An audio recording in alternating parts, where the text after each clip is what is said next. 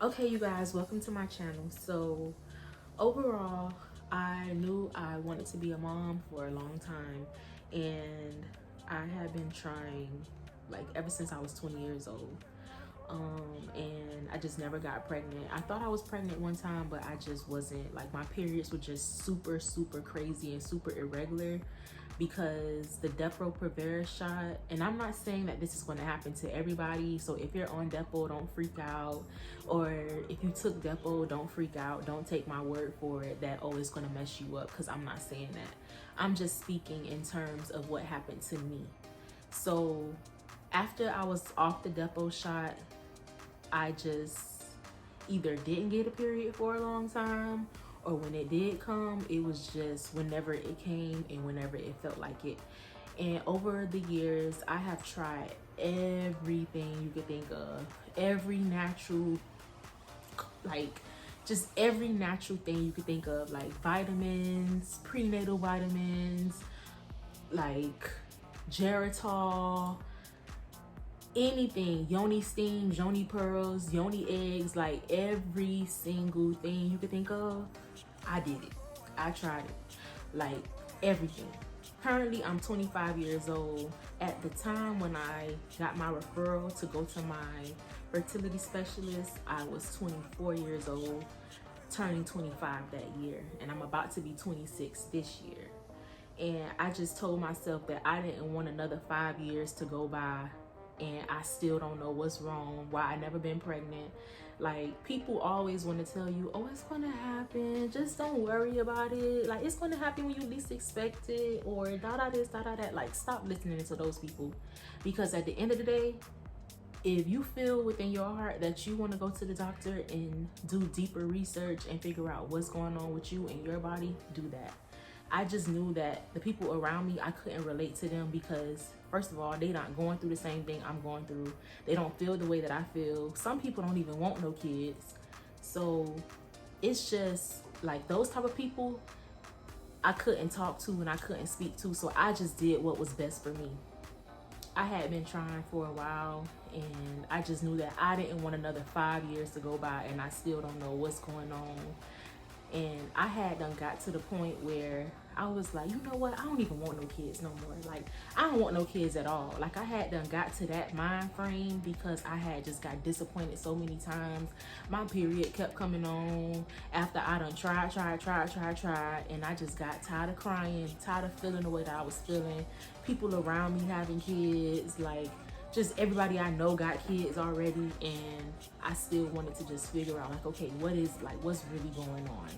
So I ended up getting a referral from my OBGYN, like my main OBGYN. I just ended up getting a referral from them because, you know, as a regular OBGYN, they don't specialize in fertility and all of that good stuff. Like, all they tell you is, oh, if you've been trying longer than a year, then, you know, we'll refer you to a fertility specialist. So that's what I did. I got my referral and I went to my first fertility appointment, which is going to be right there. Okay, so this right here, what I'm showing you guys, is just an OPK, also known as an ovulation predictor kit.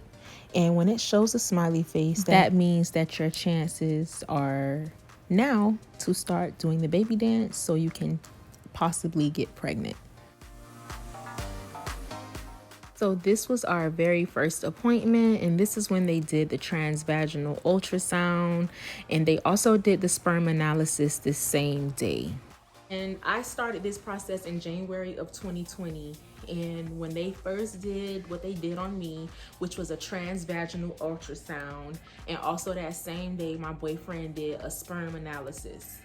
So everything was good with him. Like, everything was just good. Like, he didn't have no problems at all. So with me, they were like, oh, well, your uterus looks fine. You don't have a tilted uterus. Like, your fallopian tubes are good. And then you have follicles inside of your ovaries. Like, everything looks normal. So I don't know what the issue may be, They did blood work on me, like every single thing. They was like, we just suggest that maybe you should just do you know, ovulation predictor kits and stuff like that, just to see what happens before we move forward. So that's exactly what I did. Over the next few months, I just did ovulation predictor kits. And as you know, my period just still kept coming on and I never got pregnant. And at the time, I was going to the Fertility Center of Charleston. They closed down, and I don't know if this was a gift from God or what, but it was just like the perfect timing. That facility ended up closing because she retired, transitioned into Preg. Preg has many different locations, and I believe in South Carolina they have multiple locations, but I'm just so glad that I got the doctor that I got, because he was just so great with everything. Like, he sat us down, he drew pictures for us, like diagrams, like literally every single thing that I did not understand that sounded like blah blah blah blah blah to me, he broke it down in the simplest terms. Like every process, every procedure, all the blood work, everything we went through, he broke it down. My IVF coordinator, Courtney, she broke everything down. Like everybody at Preg in Charleston, it was just an amazing experience. If you are near South Carolina, and that's another thing, we had to take that 2-hour drive going there and the 2-hour drive coming back home. So my boyfriend a goat for that, because sweetie. So as I stated before, when I was doing the ovulation predictor kits and I still didn't get pregnant, I went back to the Fertility Center of Charleston before they closed, and I did an HSG. Basically what an HSG is, they just check your fallopian tubes to make sure that they're not blocked and make sure that they are working correctly, which they were. Everybody that works at the Preg location in South Carolina, I just want to say thank you again. I'm just so appreciative of everything, and I'm going to show y'all my journey. So once we did all of that, like all of those tests and everything, we also did a genetic carrier screening testing where they draw our blood. The genetic carrier testing, they just draw your blood and they just make sure that you guys don't have any genetic problems like sickle cell and just different carrier traits that can potentially harm the baby. So he broke everything down to us. Like I said, he drew pictures, he made diagrams, he showed me the statistics, the success rates, like every single thing he showed us. And he explained to me my different options, like, oh, you could try IUI, and this is what IUI consists of. You do this, dot, dot, dot, dot, dot, dot, dot, dot, dot, dot.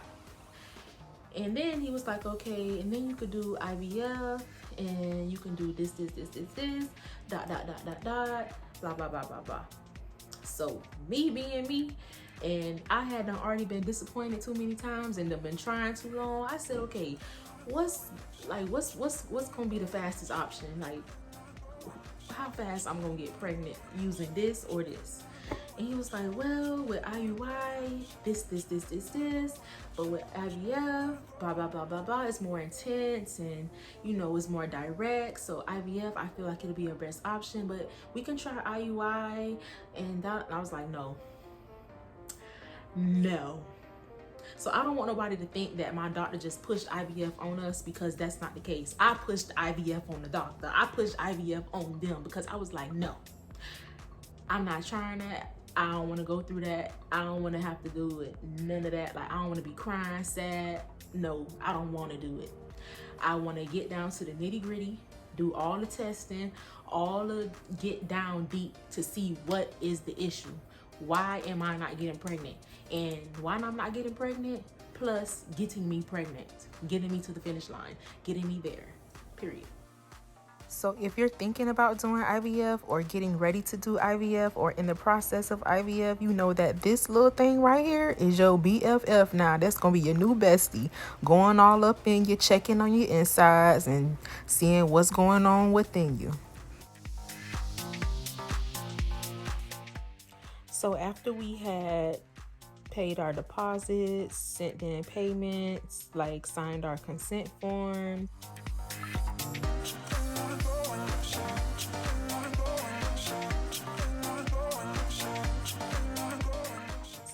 did all the paperwork as far as the IVF process, that's when we started to do the real parts of the IVF process. So that video that I just showed you guys when I was getting the transvaginal ultrasound, that video, she was checking to see how many follicles I had in each ovary before they started the egg retrieval process.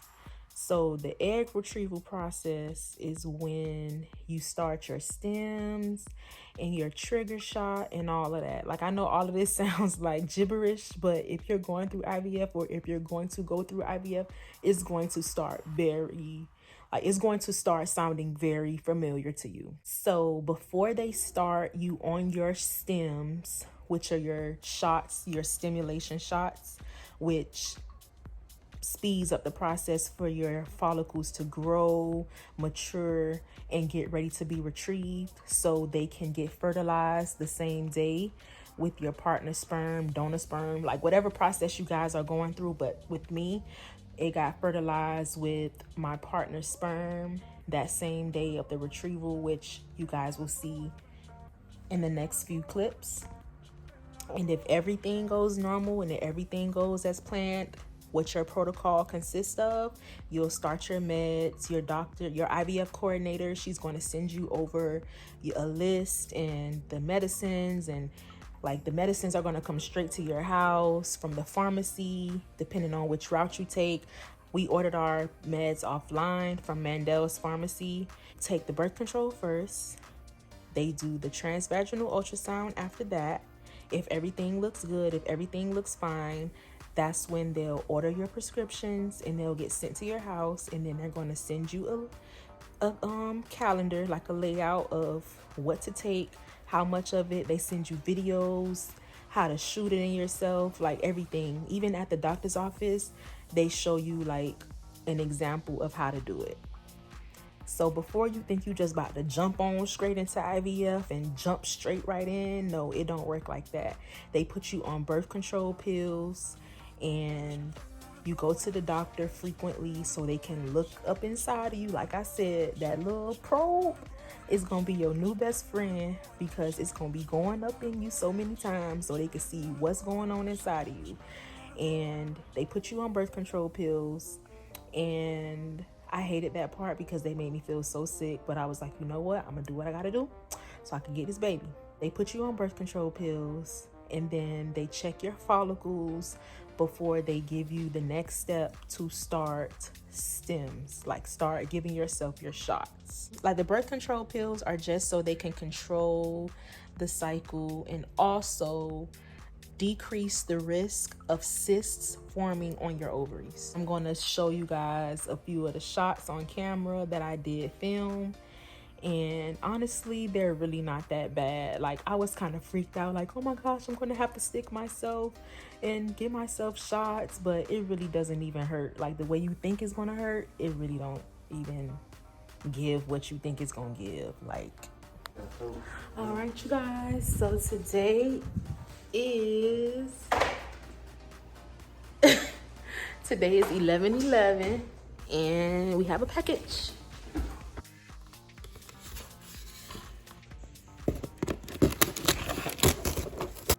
I know when the meds come, you feel so overwhelmed, like, oh my gosh, what the heck? Like, but like, you see that paper and it has like the yellow highlights on it. Like I said, they give you an outline of everything you need to do, like literally every single thing, so you won't be confused.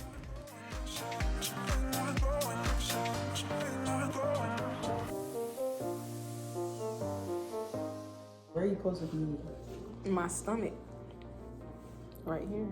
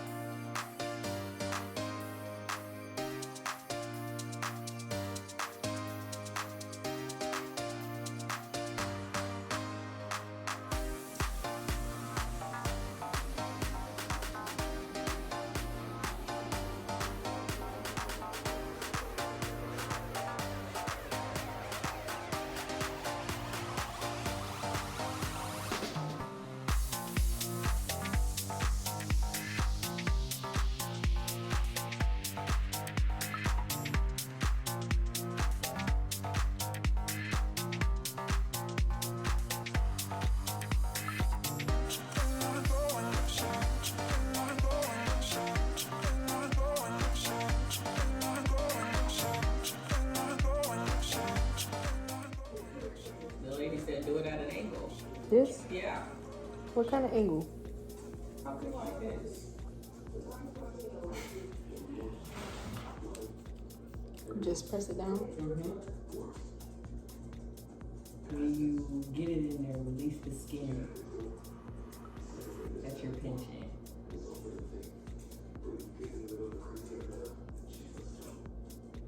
Squeeze into it.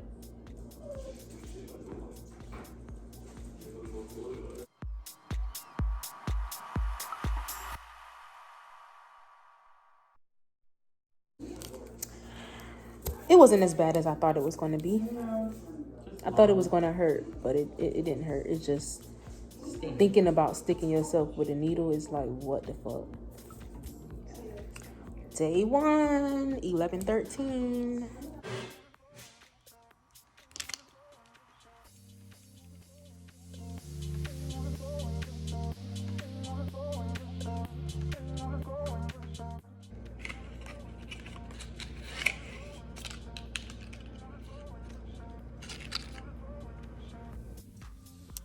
All right, what's up, y'all? So I haven't been really recording content every day simply because the injections are really just the same. It's repetitive every day. I know I recorded the first 2 days because I just wanted to capture like my reactions on camera. And at first I thought it was just going to be totally out of the ordinary for me to be able to shoot myself in the stomach with these injections. But it honestly didn't hurt that bad. Like, it's like a little pinch, like you barely feel it, honestly. But after a while I just got used to it, so I knew what to expect. I think it's more so you don't really know what to expect, so you're kind of nervous and you're like, oh my gosh, this is gonna hurt. And who you know, like on a regular, that's just shooting themselves in the stomach with shots and injections. So it was kind of weird at first, but honestly it's not bad at all. And right now I'm sitting at the charger charging the car up, and I'm about to do my last injection before egg retrieval, and I'm really excited and nervous at the same time. And my boyfriend is actually on the way here to come to the charger because I can't drive. Like, I've been struggling driving all morning because my stomach is cramping so bad, and I think it's because my ovaries.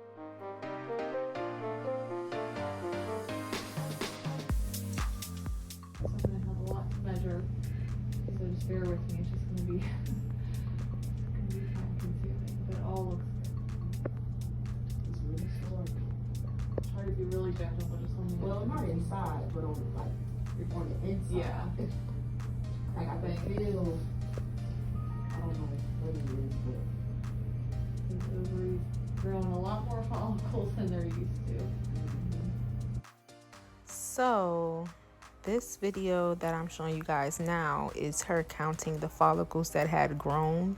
Like I said earlier in this video, the shots that they give you, it basically stimulates your follicles that's inside of your ovaries to grow and mature so they can retrieve them and fertilize them.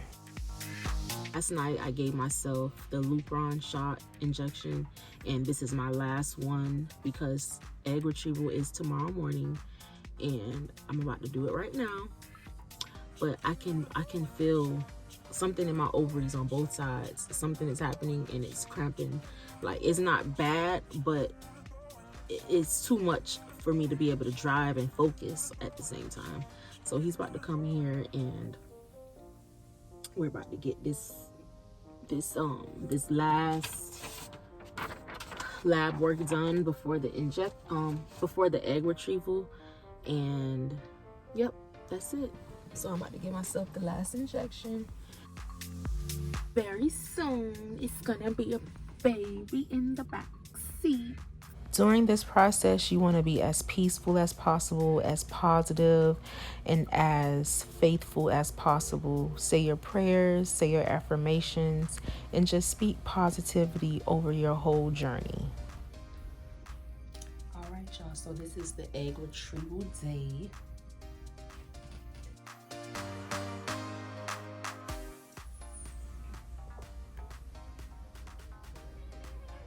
Try to keep you awake a little bit longer while we get you that you're ready to go. And then you can sleep in the dark.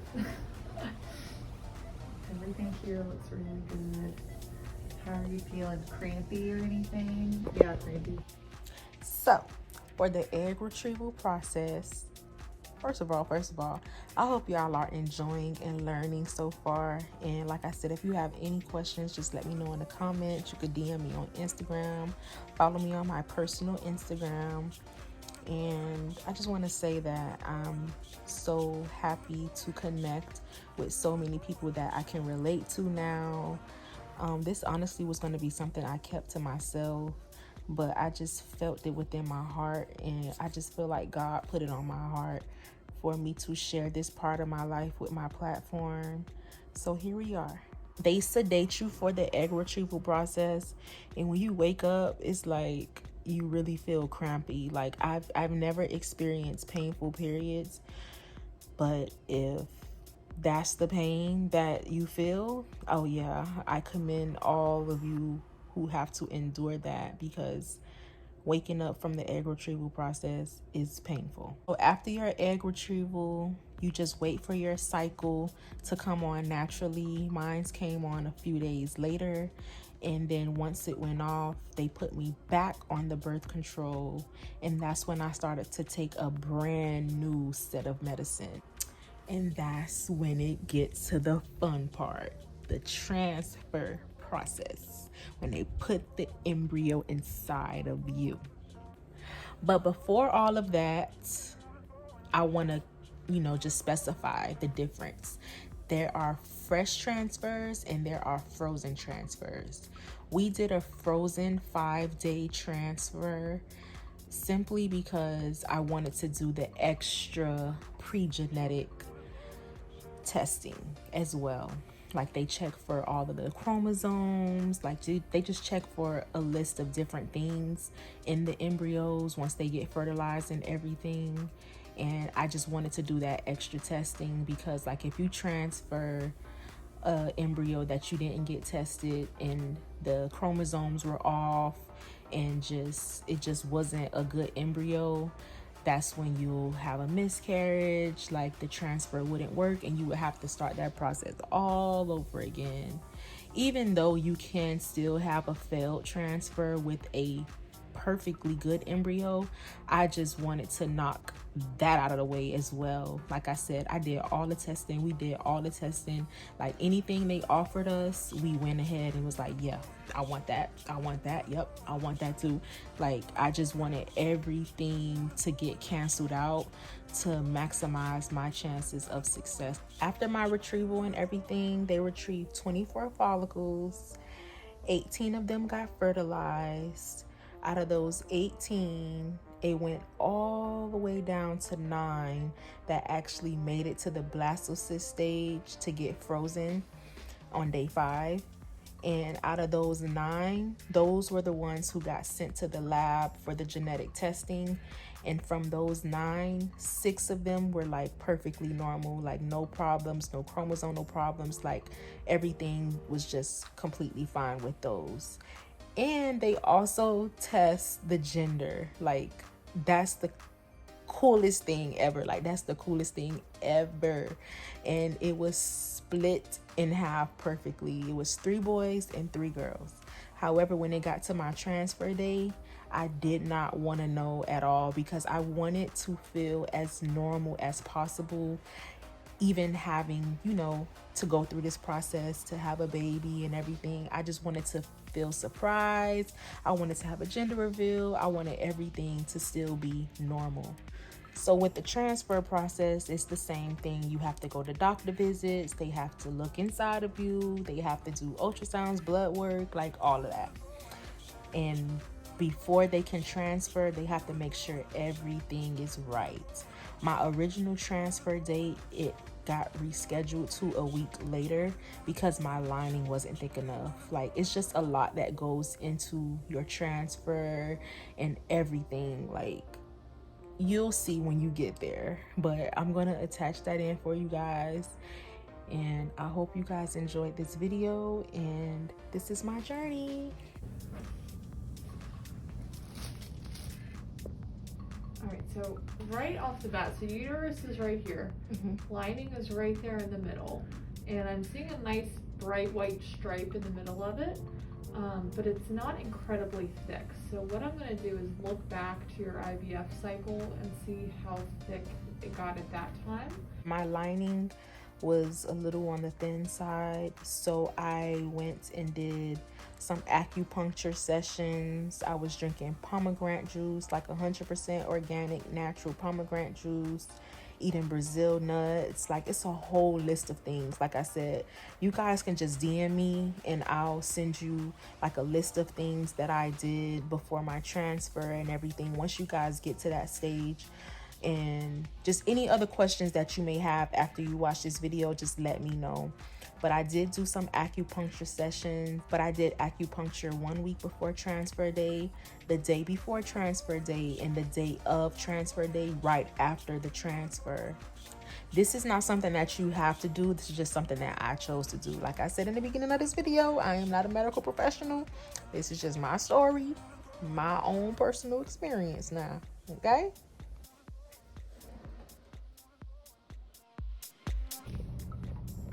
Lining looks really well developed. So this is your uterus. Lining is right in here, and that's where that embryo is going to implant. The biggest thing we are looking for is how thick are we, and that's the measurements we've been talking about. And then, is it well developed? And by that I mean, is it nice and bright along the outside, and then a nice bright white stripe in the middle? That's what we call trilaminar. And yours looks beautifully trilaminar.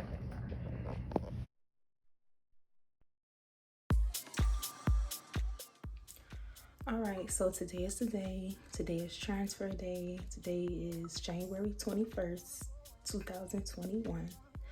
And I'm real big on numbers.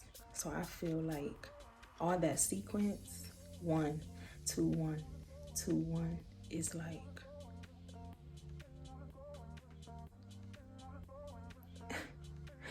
but I'm containing my composure because I'm really excited, really anxious. This process has been going on for over a year, and today is finally the day. All right, I'm about to take my pill. This is a volume before the procedure.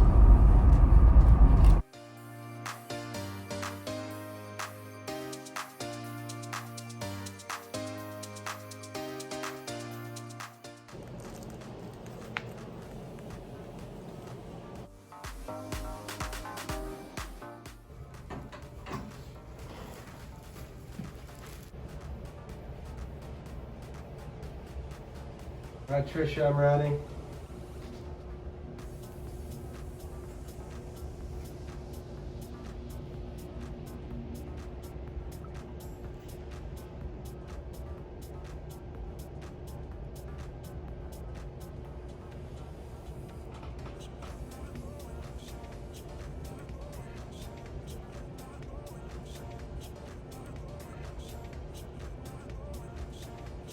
All right, nice and smooth. If you know about all the IVF, you know, little, they say this, they say that, you know what these fries are for. Okay, so I'm in the car.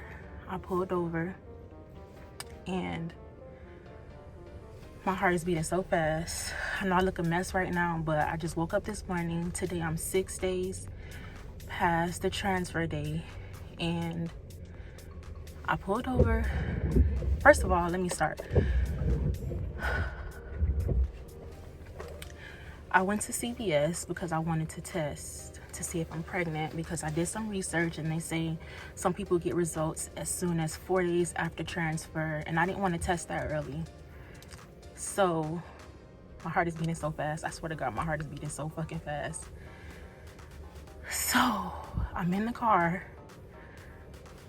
and I didn't want to look at my tests until I wasn't driving anymore. So I'm going to look at them. I did 2 different ones. And my heart is beating so fucking fast. I swear to God, I'm about to cry right now. I'm literally shaking. Like Look at me. I'm literally shaking. The tests are fucking positive. Like,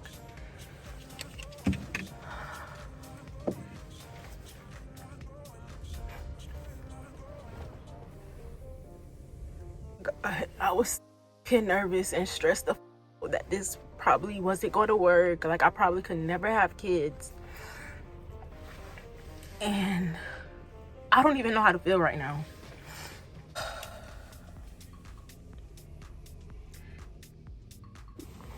So, we just came back from Hooters and I already got 2 results already. But you know, me being me, I got 2 more. Well, I didn't get 2 more, but it was 4 in a box. So I'm just about to use them all. Cause I just can't believe it.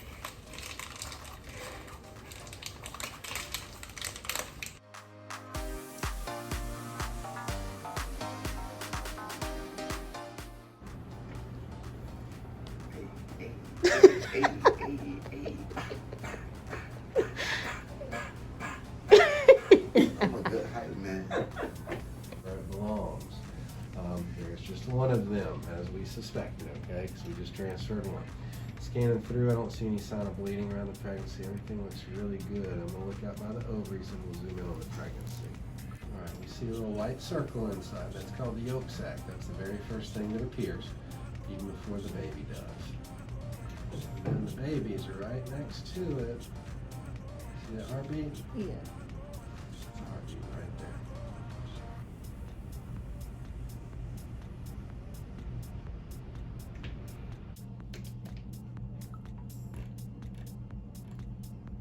There you go.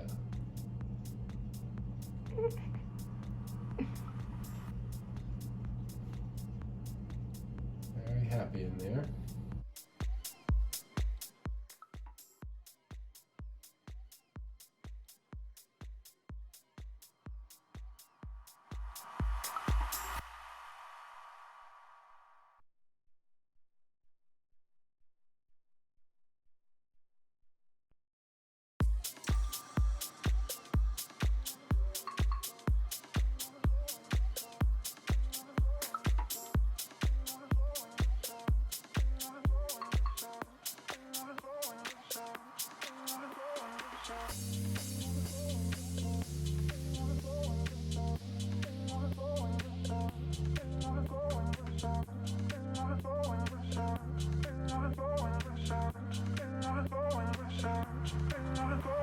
Shot.